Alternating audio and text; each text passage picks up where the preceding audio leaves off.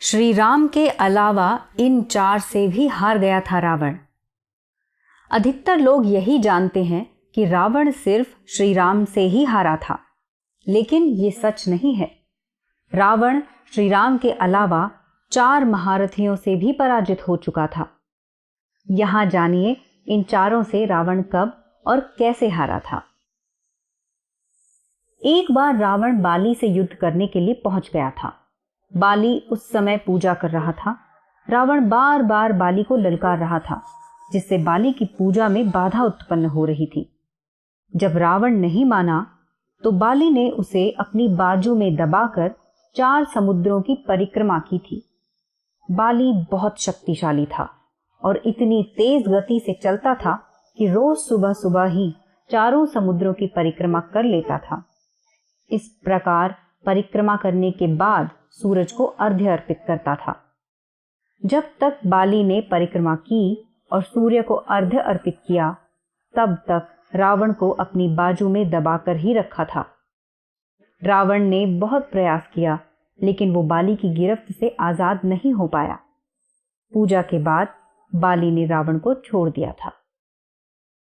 द्वितीय थे सहस्त्रबाहु अर्जुन, जिसके 1000 हाथ थे और इसी वजह से उसका नाम पड़ा सहस्त्रबाहु। जब रावण सहस्त्रबाहु से युद्ध करने पहुंचा तो सहस्त्रबाहु ने अपने 1000 हाथों से नर्मदा नदी के बहाव को रोक दिया।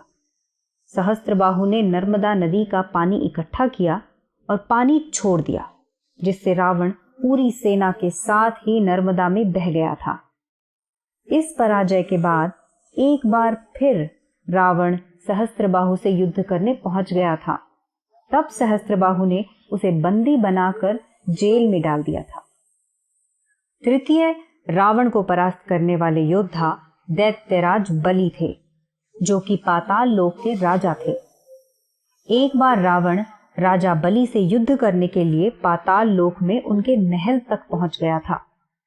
वहां पहुंचकर रावण ने बलि को युद्ध के लिए ललकारा। उस समय बलि के महल में खेल रहे बच्चों ने ही रावण को पकड़कर घोड़ों के साथ अस्तबल में बांध दिया था। इस प्रकार राजा बलि के महल में रावण की हार हुई और आखिर में जिनसे रावण को परास्त होना पड़ा वो कोई और नहीं, स्वयं महादेव थे। रावण बहुत शक्तिशाली था और उसे अपनी शक्ति पर बहुत ही घमंड भी था। रावण इस घमंड के नशे में शिवजी को हराने के लिए कैलाश पर्वत पर पहुंच गया था। रावण ने शिवजी को युद्ध के लिए ललकारा, लेकिन महादेव तो ध्यान में लीन थे। रावण कैलाश पर्वत को उठाने लगा।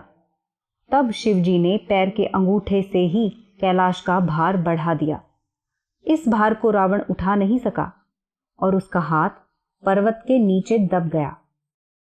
बहुत प्रयत्न के बाद भी रावण अपना हाथ वहां से नहीं निकाल सका। तब रावण ने शिवजी को प्रसन्न करने के लिए उसी समय शिव तांडव स्तोत्र रच दिया। शिवजी इस स्तोत्र से बहुत प्रसन्न हो गए और उन्होंने रावण को मुक्त कर दिया। मुक्त होने के पश्चात रावण ने शिवजी को अपना गुरु बना लिया।